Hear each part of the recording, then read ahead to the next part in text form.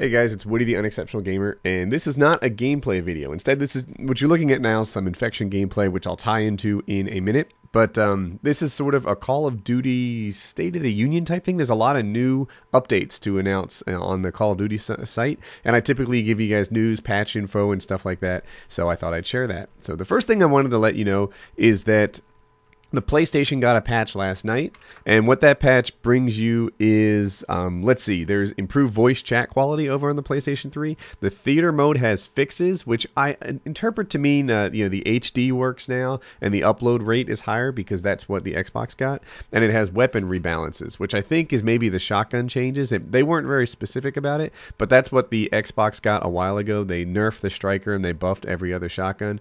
And they also made some changes to the akimbo pistols. So and I'm just guessing now that the PlayStation 3 got those same things. I didn't go and test it all. But the big thing I wanted to talk about is a new game mode. So you guys know they gave us Drop Zone a little while ago, and I think it's Sunday, Infected is coming, which is what I'm playing in this gameplay thing, which is why I'm showing it. So anyway, let's talk about what Infected is and what their rule sets are, because the default rule sets in private matches absolutely stink. And what they did is they implemented a whole bunch of different rule sets. So let's talk about what Infection is, or Infected, what it means.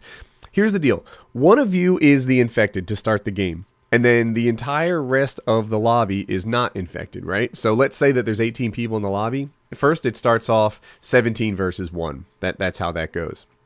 And then as soon as the Infected gets his first kill, it becomes 16 versus 2, and then 15 versus 3. And then the odds eventually switch until there's like, I hope I get my numbers right, 15 zombies and only 3 survivors battling against all of them. And in the entire history of all my live streams, the Infected have never lost, right? The survivors have never exhausted the time limit. And, it's possible. It'll happen someday. But, we've had survivors dropping Moabs. Sometimes I think I've seen a guy drop 2 Moabs in a game, and he still loses. They get overwhelmed by the amount of Infected, like I just did there, right? You see, they just keep coming and coming. There's tac inserts on the stairs, and they eventually take you out.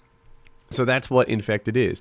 And that's why the rule sets are so important. That's why the survivors have to have good weapons and the Infected have to have crappy weapons. Like in my case, we usually run Infected knife only and tac inserts. And still, even with knife only, just the power of the tac insert where they can just sit there and overwhelm and attack and attack and attack, the Infected always win. So it's not going to be a KD game. It's going to be a fun game, kind of like Drop Zone is. And let's talk about some of the rule sets, how they stack the odds in favor of one team or the other.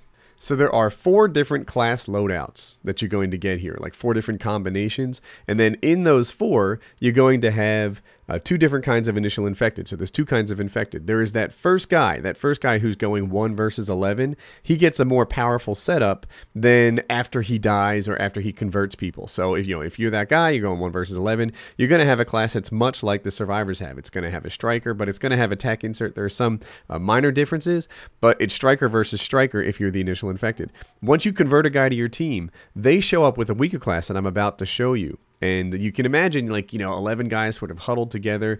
You come at them with your striker. Maybe you convert 2 of them and then you die. Now it's 3 versus 9 if it's a 12-man game. And then let's look at what happens to the people who get shot, or what you as the initial Infected will come back as the first time that you're shot. Here we go. It's rolling in. So this is a knife-only class, although it's notable that it has a throwing knife. So when, if guys are sort of huddled up in an area where it's really hard to get them, you can still hit them with your throwing knife. This isn't a really powerful Infected class, right? Usually we just do tac inserts and knife only, and they still win. The Infected win every single time. To give the Infected a throwing knife takes away a lot of the sort of, like rooftops and such that you can hide on. I don't know. I guess you'll run a lot or something. I'm not sure. The Infected always win in my lobbies. And I know sometimes, like in Optic Rambo's lobbies, the survivors sometimes win. But in my lobbies, the Infected win every single time. And I give them a lot less powerful class setups than Infinity Ward is giving them. Here, let's check out what the survivors have. So this is the survivor class, and you can kind of imagine, what it takes for this guy to survive. He needs scavenger. He needs the ability to shoot back. He has smoke. He has claymores. This is your don't die class, and he's going to die anyway. I think that giving the infected throwing knives is just going to make it really difficult the throwing knives and tack inserts are a powerful combo because they just sit there, they tack insert right around the corner and just go, go, go, go, go until eventually one of them hits. And you might think, no, I could beat a lot of guys like that. Well, make it 11 on 1. Make there 11 people with tack inserts right around the corner, all sort of popping up and throwing their throwing knives at you. You're going to drop. So that's the first class setup. There's 4 of these, and this is the most common of them. Let's look at the second most common. All right, so this one is going to be 44 mag versus knife only. So previously the last one was striker versus knife only. This one's 44 mag. And the initial infected will give you kind of a clue as to what you can expect to see in the survivor. But the initial infected, he starts off with a 44 mag, a tack insert, a throwing knife, and he's going to be in that 1 versus probably 11 situation where he's going after him, trying to convert people over to the infected side. And once he converts them, this is what they will be, and this is what he will be after his first death. So I just looked more carefully. This is the exact same layout that the infected had in the previous matchup. So striker versus knife only is the same as 44 mag versus knife only. This is what the infected are going to be after they die. Now let's take a quick look at what the survivors are going to have. So this is actually pretty different than the survivor from the first matchup. Like I said, there's a 44 mag and the 5.7 is the same. But instead of claymores and smoke, he has C4 and stun grenades, or concussion grenades if you prefer to call them that.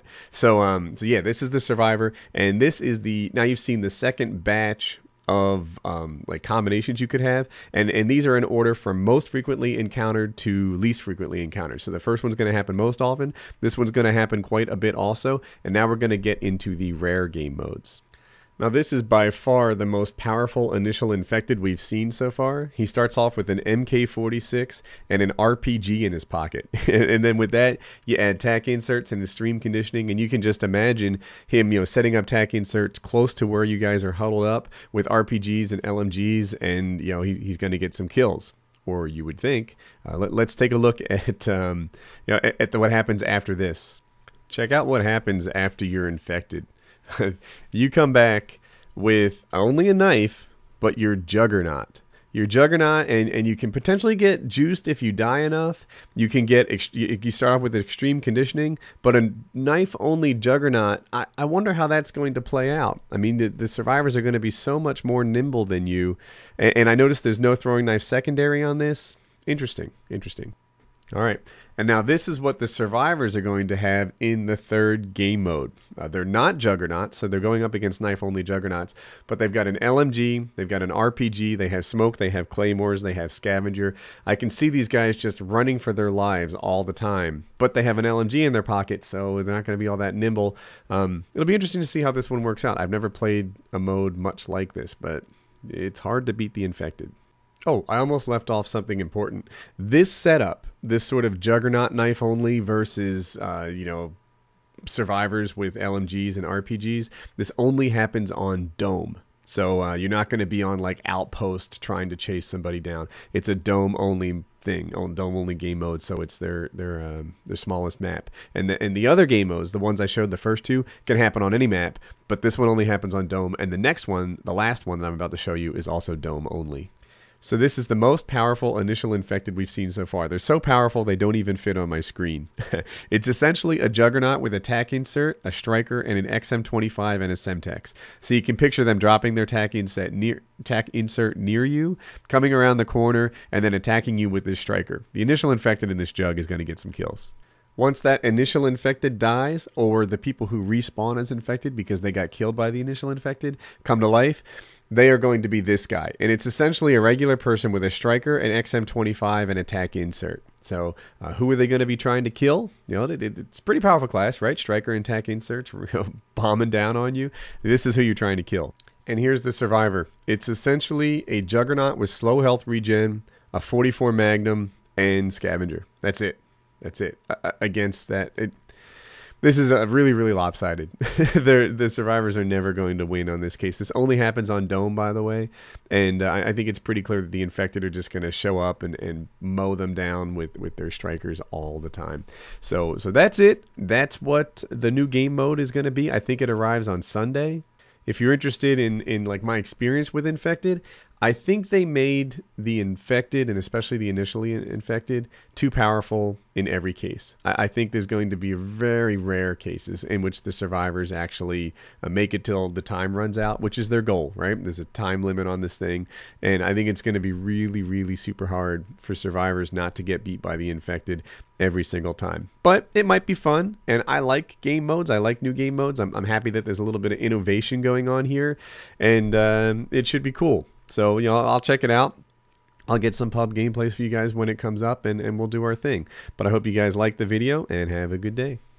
All right, now for 2 videos you may have missed. The top one is the X Games Spooner Challenge. I took a spooner up into the mountains in Aspen, Colorado, challenged someone who makes their living in the snowboard industry to ride it down the hill like me, and it's a pretty good video. It was really well received. The bottom one is Wife Wednesday. If you're new around here and you enjoyed the video, you can subscribe in the top right, surprise video on the side, and links to t-shirts, Facebook, and Twitter in the description. My Facebook page has a new video that I couldn't put up on YouTube due to copyright issues, or I had to take down. So if you go to my Facebook page, you can check that out, and I think that you'll like it. It's me and my wife dancing, which is always fun. So have a good day.